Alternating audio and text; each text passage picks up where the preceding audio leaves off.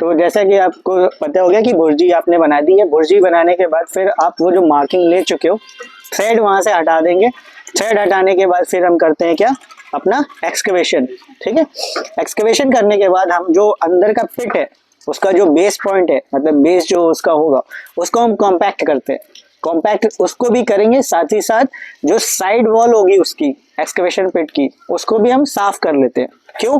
क्योंकि जब हम कास्टिंग करेंगे उस वक्त वहां से कोई मिट्टी नहीं आनी चाहिए। ठीक है, अगर आएगी तो आपका कंक्रीट खराब हो सकता है। तो हम साइड वॉल भी उसको क्लीन कर लेते हैं ताकि मिट्टी गिरे ना बाद में, अगर जो भी गिरना होगा पहले गिर जाएगी। ठीक है, तो हमने बेस उसका जो था उसको भी कॉम्पैक्ट कर लिया। अब उसके ऊपर सैंड फिलिंग करनी होती है। सैंड फिलिंग आपको पता ही है किस लिए करना होता है, कुशन प्रोवाइड होता है पूरे स्ट्रक्चर को, और नीचे से एंटी टर्माइट भी नहीं आएंगे। ठीक है, उसके बाद फिर आप उस पर पीसीसी करते हो।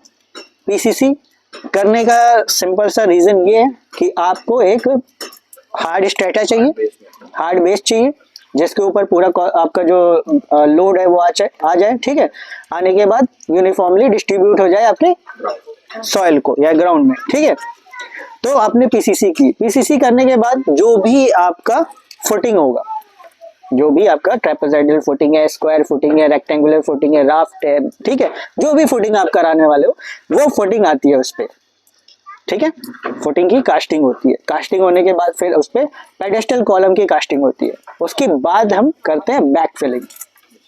ठीक है, बैक फिलिंग का प्रोसीजर आपको पता ही होगा, 2-2 mm की हम बैक फिलिंग करेंगे।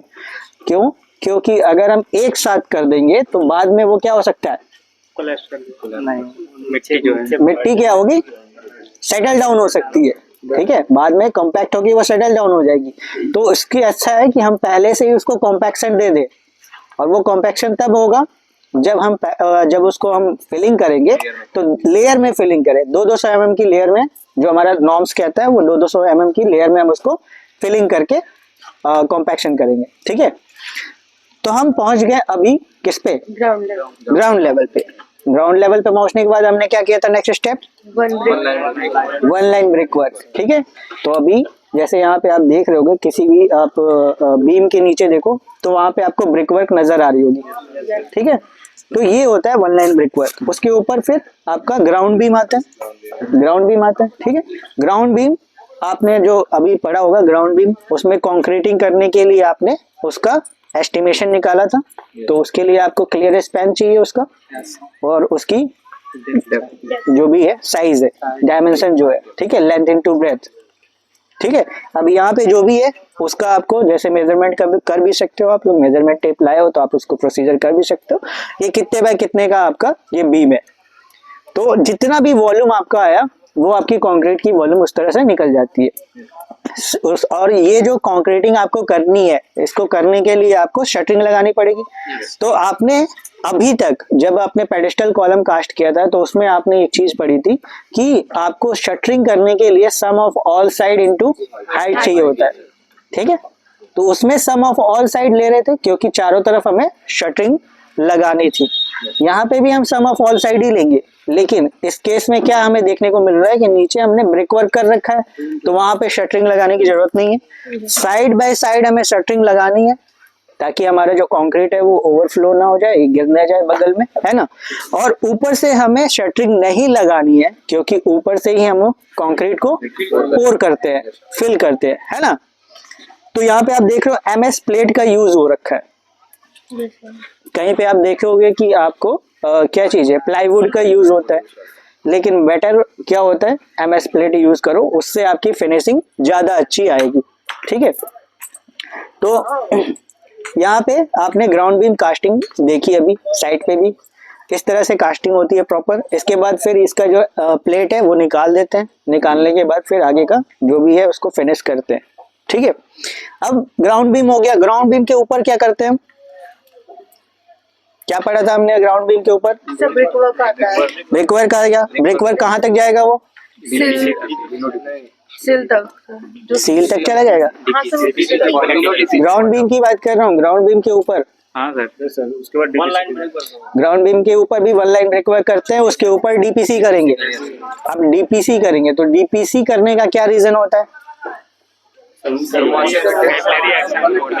एग्जैक्टली मतलब जो भी हमारा, क्योंकि ब्रिक का प्रॉपर्टी क्या होता है कि वो क्या करता है, कैपिलरी एक्शन उसमें होती है, ठीक है। तो वो नीचे का जो वाटर होगा वो ऊपर की तरफ ट्रांसफर करता है, तो वो चीज आपके वॉल्स में ना आ जाए, इसलिए हम क्या करते हैं, वहां पे डीपीसी प्रोवाइड करते हैं। अब डीपीसी का हम जब एस्टिमेशन किया था तो हमने देखा था कि डीपीसी के लिए हम एस्टिमेशन में उसकी हाइट नहीं लेते, ठीक है। तो हाइट तो हमने लिया नहीं, तो हाइट नहीं लेने का रीजन हमारा सीपीडब्ल्यूडी बोलता है कि आपको एस्टिमेशन के टाइम पे उसको मेंशन करना है बट कैलकुलेट नहीं करना है, ठीक है। 40 से 50 mm जो भी आपकी डेप्थ होगी उसको मेंशन तो करना है बट कैलकुलेट नहीं करना होता है।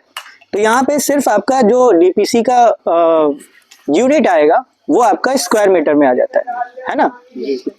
फिर डीपीसी किया, डीपीसी में आपका होता है कि नीचे से वाटर ऊपर नहीं जाने देता है वो, ठीक है।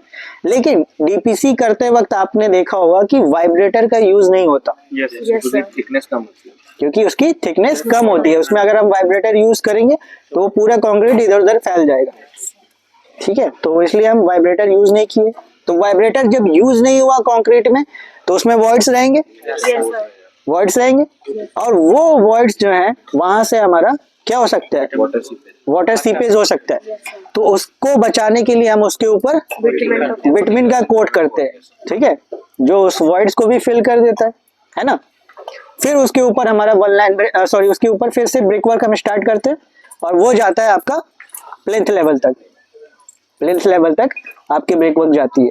उसके बाद फिर प्लिंथ लेवल की जो बीम होती है वो बीम वहां पे ढाली जाएगी, कास्टिंग होगी उसकी, कास्टिंग होने के बाद फिर आपको वो जो भी आपका एरिया है उसको फिल करना होता है, एरिया फिलिंग जिसको कहते हैं, ठीक है। उसमें भी वही चीज है, प्रोसीजर यूज होंगी, हमको लेयर बाय लेयर उसको फिल करना होता है, ठीक है। और उसमें हम पूरा लेंथ फिल करेंगे क्या, पूरी हाइट फिल करते हैं, डीपीसी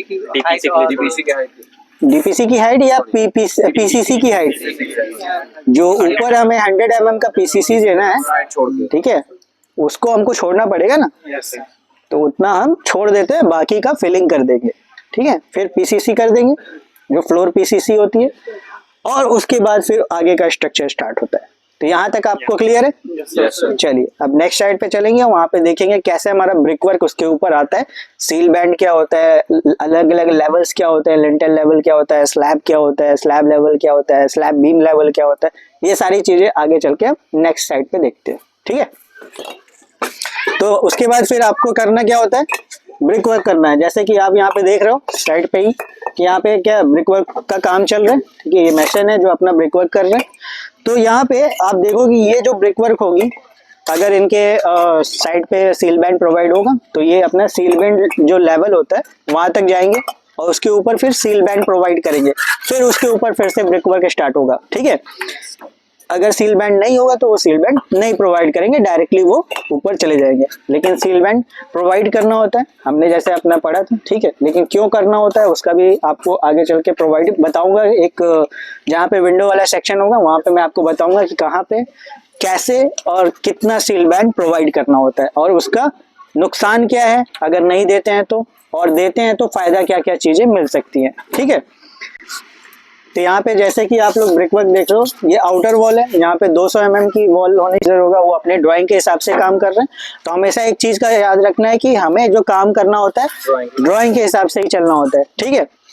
तो यहाँ पे देख रहे हो, यहाँ पे जो यूज कर रही है चीजें, इस लाइन धागा का यूज कर रहे हैं। अब ये लाइन धागा का यूज इसलिए कर रहे हैं ताकि ये जो अलाइनमेंट है वो उनकी सही रहे, एक सीध में इनका जो ब्रिक वर्क है वो प्रॉपरली हो जाए, ठीक है। वैसे ही इसकी वर्टिकल अलाइनमेंट की बात करें तो वो चीज मेजर करने के लिए उन्होंने प्लम्बा यूज कर रहे हैं, ठीक है, यानी साहुल का यूज करेंगे। तो वहां पे वर्टिकल अलाइनमेंट कैसे चेक करते हैं वो हम आगे चल के वहां पे देखेंगे, ठीक है। चलिए चलते हैं।